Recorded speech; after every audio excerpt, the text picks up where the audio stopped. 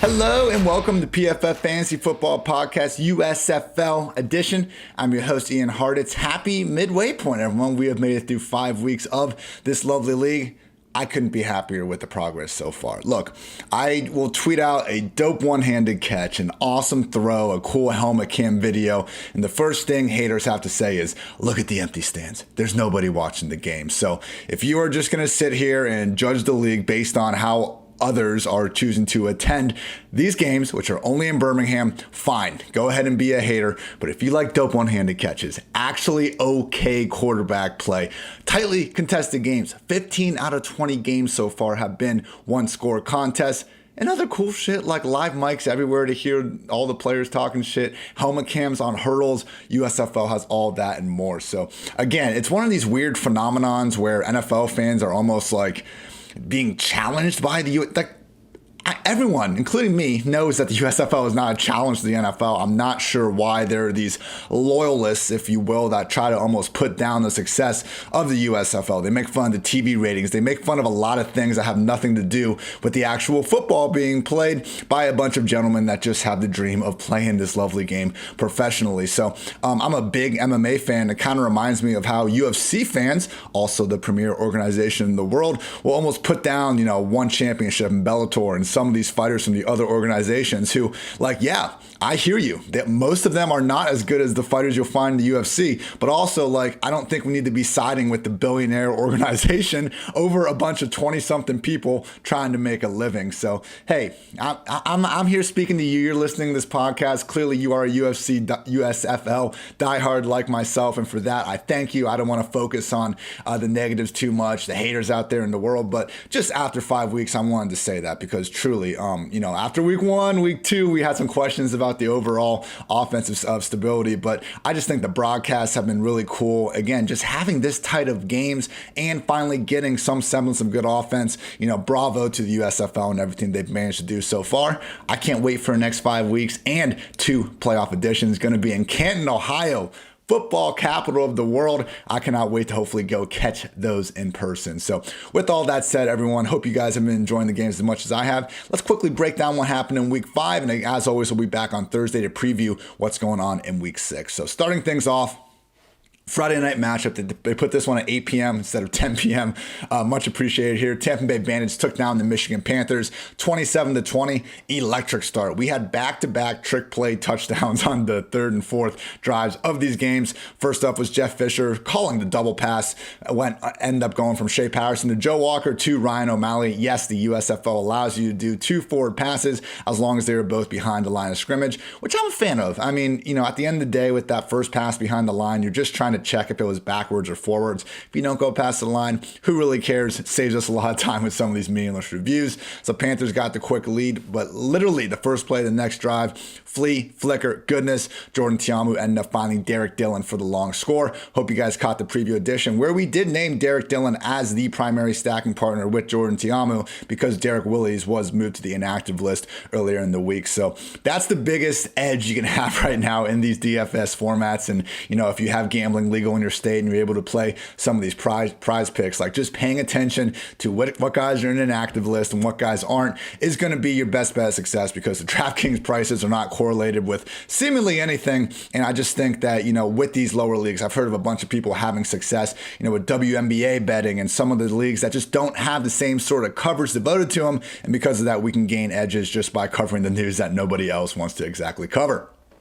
Ended up seeing Jawan Washington score a couple times later for the Bandits. This was the same thing. We knew BJ Emmons was at risk of being out. He ended up being inactive, and Jawan Washington played every single snap as the bell cow. Never understood throughout the year why Jawan wasn't being used more as a scat back when you look at his size, but we saw through Dwayne's handy dandy utilization report that Jawan Washington was, just being used basically as an every down backup to Emmons when he was out there. So just another one of those those things. Don't worry, I'm not planning on, jerking myself off for this entire podcast, but it just so happens that 2 of the first 3 touchdowns of the first game were, specific injury-induced advantages and just opportunities that we were hopefully able to take advantage of in our respective DFS lineups. So good stuff there. Later, we got a Jordan Ta'amu dime 43-yard touchdown to John Franklin. Ta'amu really has been starting to play his best ball of late. I know he had the rough game against Birmingham. Also made maybe his single best throw of the season in that game, so I am slightly more confident than I think I was after the first few weeks.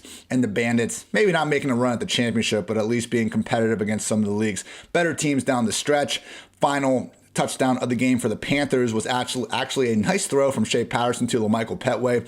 Best game of the season for Shea Patterson by far. We'll see how much longer he's out there, though, with Paxton Lynch seemingly returning from that ankle injury sooner rather than later. We will see. I would note, though, it was Patterson to Petway, although right before that, Reggie Corbin actually scored another touchdown, this time from 15 yards out. That was nullified on a hold. So nullified touchdowns, I like to note them. I understand that the hold, without the hold, probably wouldn't have been a touchdown. Just realized Reggie Corbin was again nearly on the verge of providing some good fantasy production despite not even playing half of the offensive snaps. Final touchdown of the game came from Juwan Washington. Again, 30 yards out, was able to hit the gritty upon scoring. So Juwan Washington, if BJ Emmons is going to miss any extended period of time, he is going to be one of the top fantasy running backs in the USFL purely because he does not leave the field.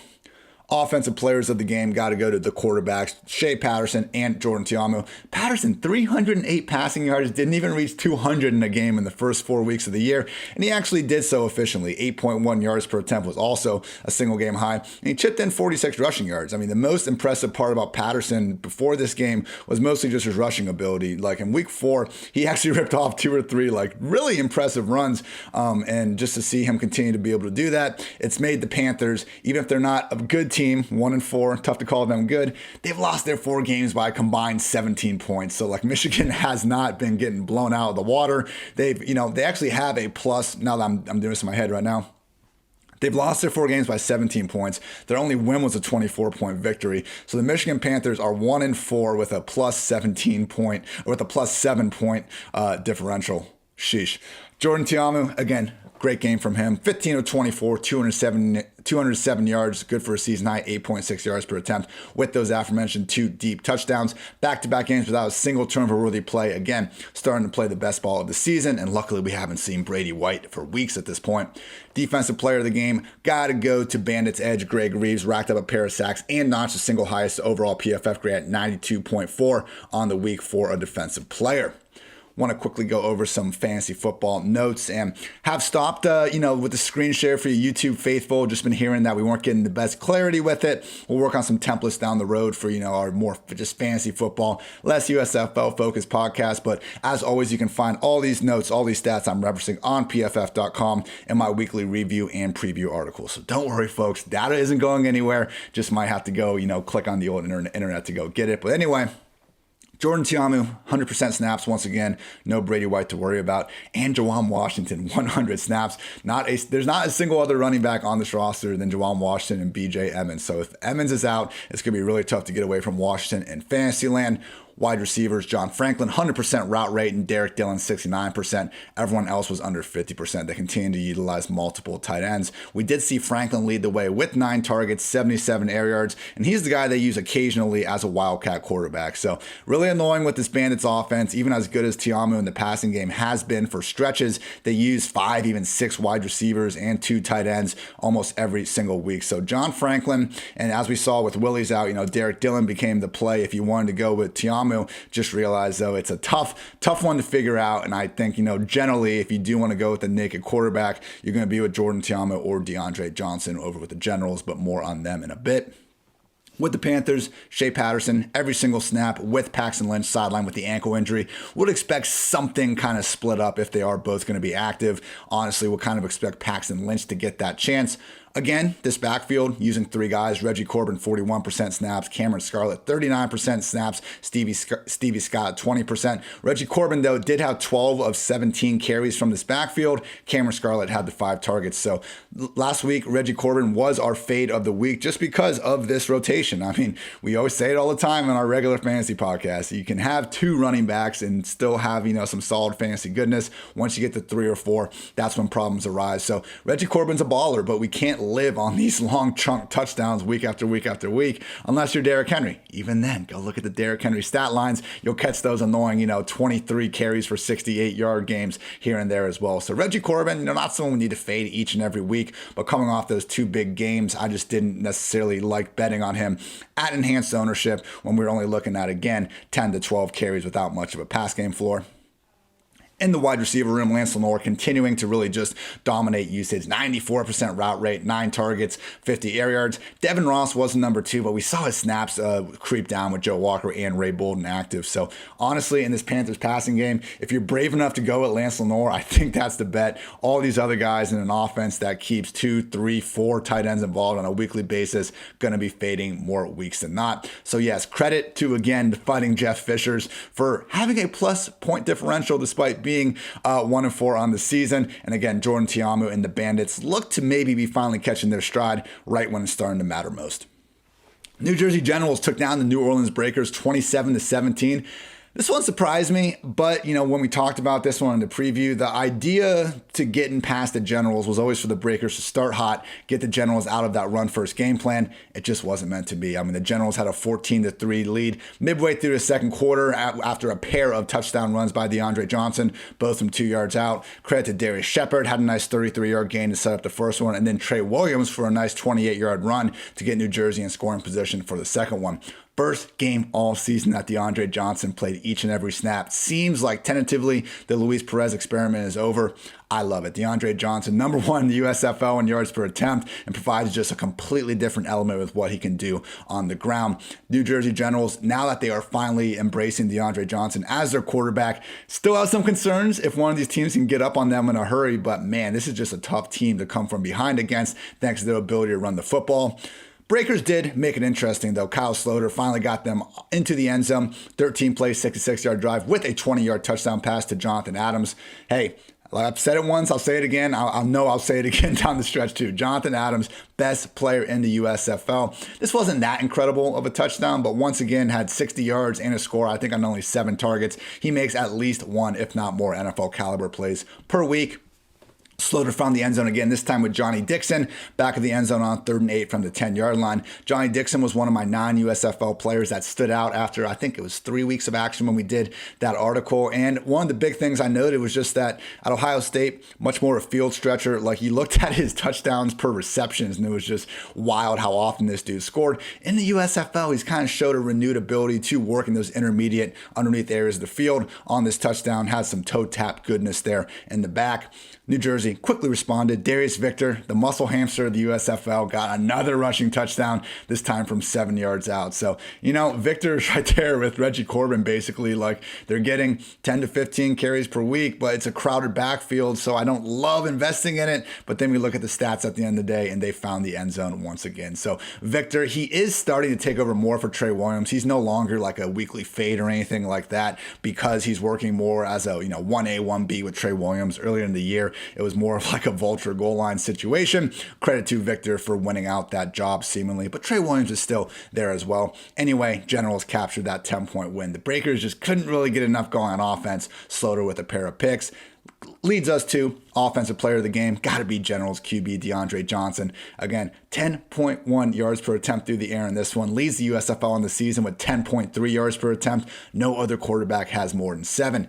No, DeAndre Johnson, he's not Kyle Sloter good throwing the ball. He's maybe not even like Brian Scott good. Case Cook is good. Whoever the hell you want to bring out there. But because of what he can do on the ground, it just forces defenses to play him completely different. If you play man coverage, you run the risk of him scrambling and your entire defense having their backs to him. That will create a chunk play. And then when he gets those zones, you got to worry about the zone defenders also having run keys where then they make a wrong step and all of a sudden, you got Alonzo Moore running for a 68-yard touchdown like he did last week. So DeAndre Johnson just really adds another element to this offense. It's a fun group, the things they do with Cavante Turpin in the run game as well. This New Jersey Generals offense proving that just because you're a run-first unit doesn't mean you are boring. Got to give the defensive player of the game to General safety Shalom Luwani. Caught a pair of interceptions on the afternoon, allowed just 2 of 5 targets into his coverage to be caught. With some of the fantasy football workload notes, mentioned DeAndre Johnson taking 100% of the snaps for the first time all year. Darius Victor also had the lead over Trey Williams, 57% to 43%. Both guys staying involved, though. 18 combined carries and targets for Victor, 16 for Williams. So if we do see Victor, really just starting to command more of that ownership, being treated as the number one back here because of those touchdowns, just realize Trey Williams can help make up for some of that in the receiving game. And it's legal to score a touchdown, outside of being what you're allowed to score touchdowns when you're not inside the 5-yard line. I mentioned before how Trey Williams set up one of those. Maybe one of these days he'll be able to scoot in there from 10 plus yards out. With Jamon Moore still sidelined, 3 wide receiver sets for Alonzo Moore, Darius Shepard, and Cavante Turpin. Shepard and Turpin, I believe, are ingrained, particularly Turpin, with what they do with him in the run game. Alonzo Moore, even with his, week high 92% snaps, I think he'd be the one we'd see go back to wide receiver 4 if Jamon Moore is healthy enough to suit up. And at tight end, Woody Brandom, 80% route rate, 100% snap rate. Just realized that Braden Bowman was sidelined in this one. So Bowman's going to be back in the picture. Going to be tough to exactly expect Brandon to be playing that sort of every down role. With the Breakers, Kyle Sloter taking each and every snap, as he should. Not his best performance, but we still consider this the best passing game in the USFL. More interesting was the backfield. Jordan Ellis, 75% snaps, 72% routes, 12 carries and a target. We did see Anthony Jones get 8 carries and a target on just 25% of the snaps, but with Larry Rose inactive, it is good to see Jordan Ellis just really cemented as the number one. I think this was Anthony Jones' first, maybe second game. So if we start seeing these snaps rise up, then that could be problematic. But again, we can live with these 2-back committees. The nightmare scenario was for, Anthony Jones to come in, get this usage at the expense of Jordan Ellis and also have Larry Rose continuing to do his thing. The fact that they're basically just kind of swapping Anthony Jones and Larry Rose is similar to what Houston is doing behind Mark Thompson. So Jordan Ellis remains firmly in the conversation as, one of the biggest bell cows in the league. At wide receiver, Jonathan Adams continues to work ahead of everyone else. He's been at 90% routes in consecutive weeks. Only 6 targets in this one, but again, more than made up for with him just being a freaking baller. Behind him, Johnny Dixon, 199 air yards on the week, was the most in the USFL and had 11 targets. Scored a touchdown, didn't put up the biggest numbers, but it does seem like him and Tywan Taylor are separating a little bit from Sean Poindexter. Dixon was at 85% routes, Taylor was at 79%, Poindexter all the way down at 44%. Not saying this is guaranteed the rest of the way. Last week we did see Poindexter, Taylor, Dixon more firmly rotating as the complementary receivers, but for now it's certainly working out for Taylor and particularly Dixon, again with all those air yards.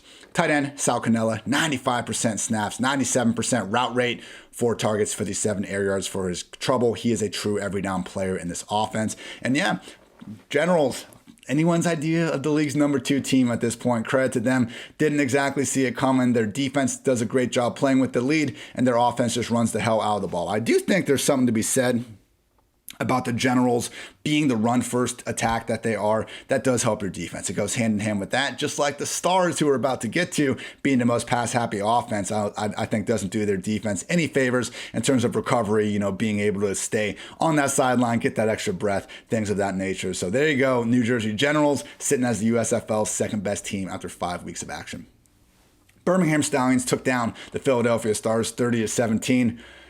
What we were worried about ended up happening. It just didn't matter. So I actually picked the Stars to cover in this one just by the thought that we had Alex McGough and Jamar Smith, and I thought there was going to be some trouble in paradise, going into the year. Hand up, I was wrong. Before any snaps had been played, I said Birmingham was going to be the worst team in the league because of Alex McGough. And I will say, people, he was making me look pretty right during the first half in this one. 4 for 11 passing. He did find Marcel Darius for a score from 17 yards out to get the Stallions on the board for their first touchdown of the game. It was a good job by McGough scrambling, but my God, this dude, like every single single read option they called, he was trying to keep it. Couldn't tell you if that was the design for all of them or if it was the right move.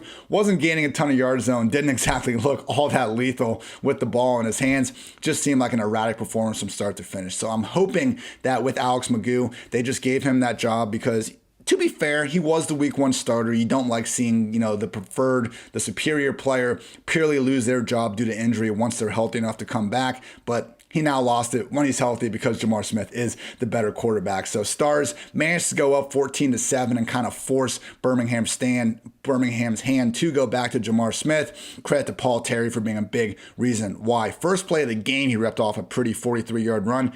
That was one of his 2 carries, though.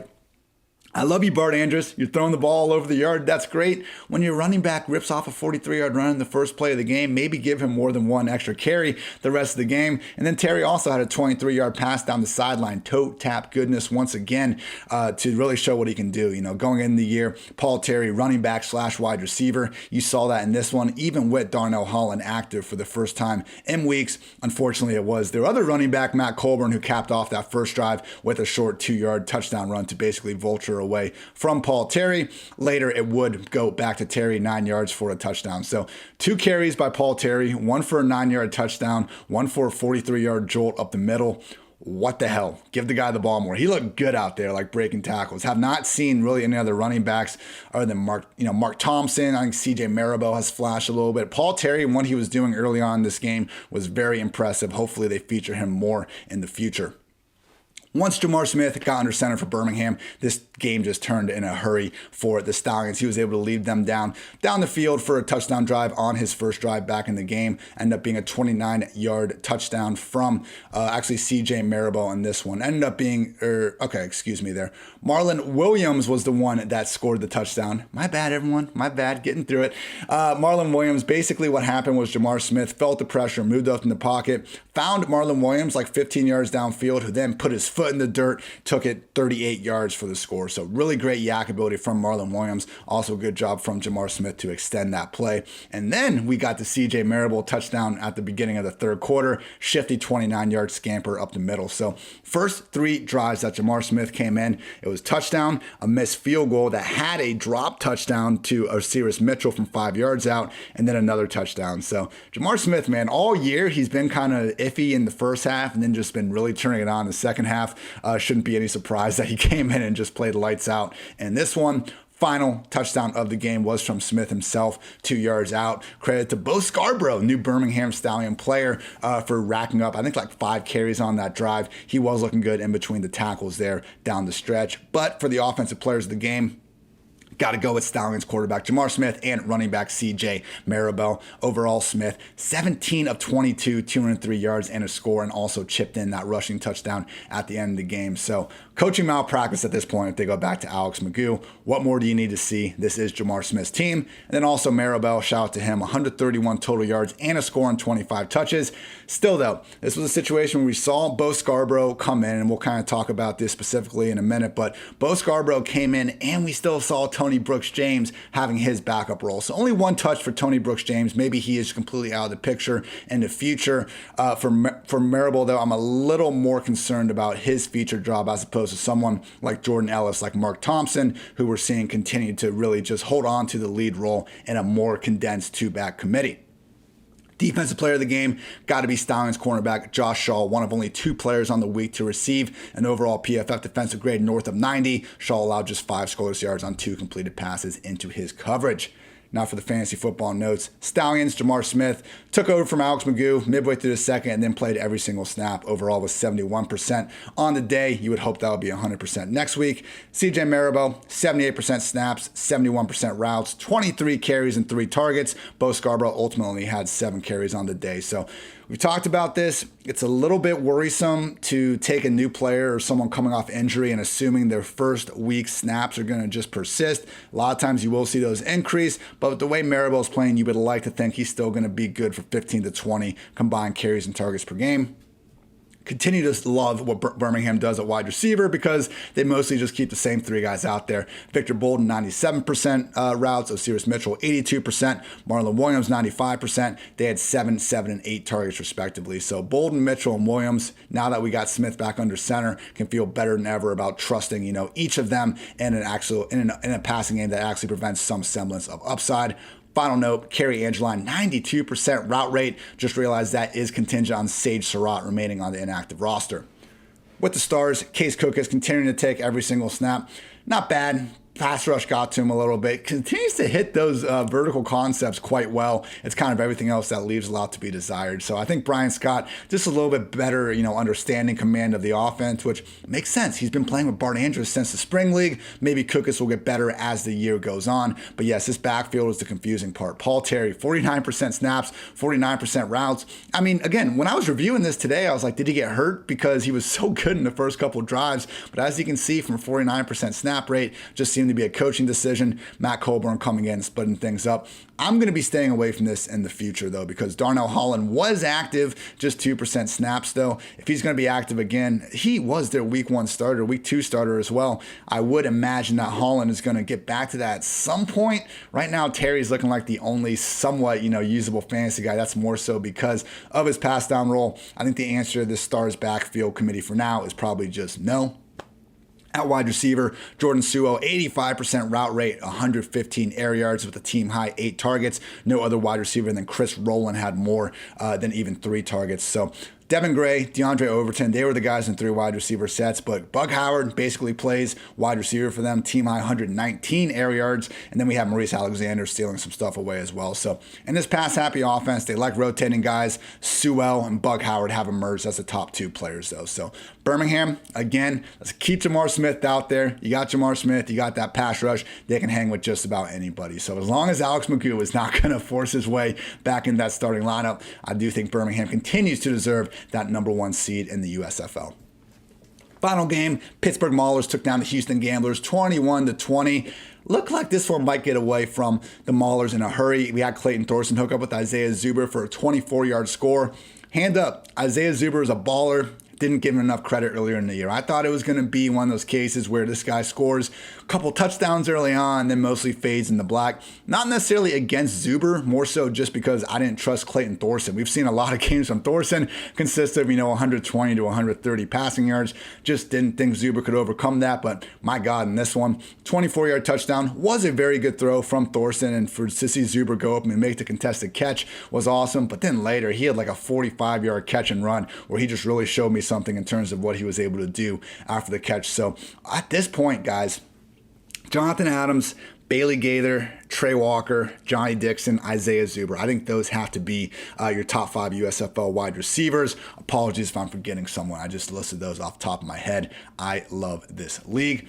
Second touchdown for the Gamblers ended up being a 1-yard score from Clayton Thorson. Very frustrating for Mark Thompson fantasy investors because Thompson did most of the work on the drive. He hurdled a dude with the helmet cam to get them in this position in the first place. And then the Gamblers, they called a run for Mark Thompson. You saw Thorson get the snap and try to give it to him. The problem was it was a bad snap. Thompson basically ended up becoming a lead blocker. Thorson was just able to reach the ball over the pylon. So if any of you out there barely lost your DFS contest because Mark Thompson was like 5 points away, yeah, sorry, that freaking sucks.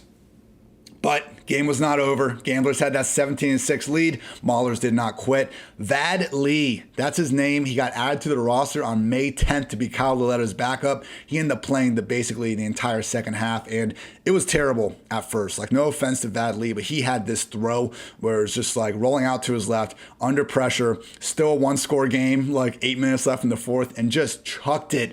And without a huge hit by Trey Walker, it should have been probably a pick 6. So Vad Lee looked he looked horrendous until he didn't. So credit to not looking horrendous for the entire game. Managed to find Bailey Gaither from 30 yards out to make it a 2-point game. Even this touchdown, like Bailey Gaither, it did not look like the right read. He had 2 defenders, on his hip, but the ball was thrown in the right spot. Gaither went up there, made the great catch. Touchdown, Maulers, 17-15, and then everyone with just 4 seconds remaining after Vad Lee drove them down. 1 play to go. Went back to his guy, Bailey Gaither, 9 yards, touchdown, victory for the Maulers.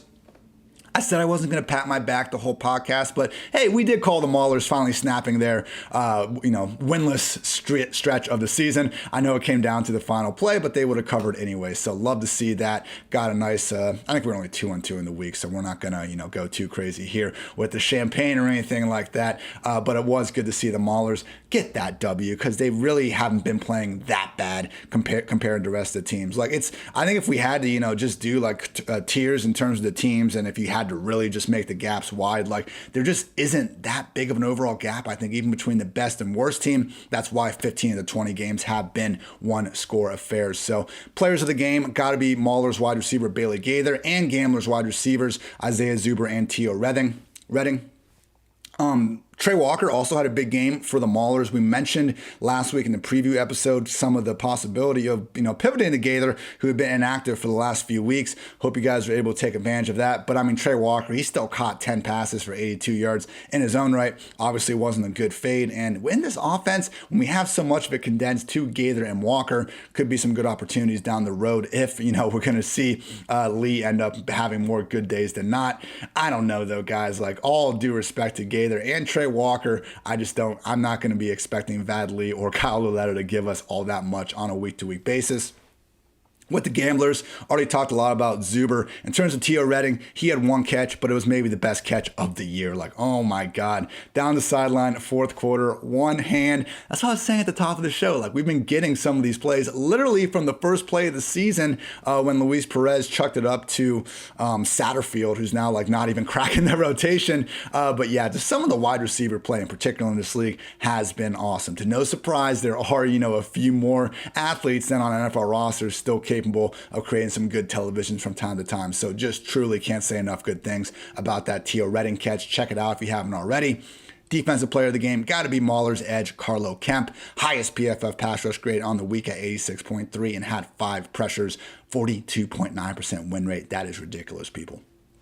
Some fantasy football workload notes. Mentioned Vad Lee signing on May 10th and then taking Kyle Luletta's job on May 15th. Ended up playing 82% of the snaps and gives us a little bit more rushing upside than we're used to. Had 5 carries on the afternoon. Garrett Groshek continued to be RB1 in terms of snaps, but he had 7 carries, 5 targets. Madri London also had 12 combined carries and targets as well, despite playing just 33% of the snaps. So Groshek, he's the guy I would pick, but this is such an evenly split 2-back committee in an offense that hasn't been scoring many points for most of the year.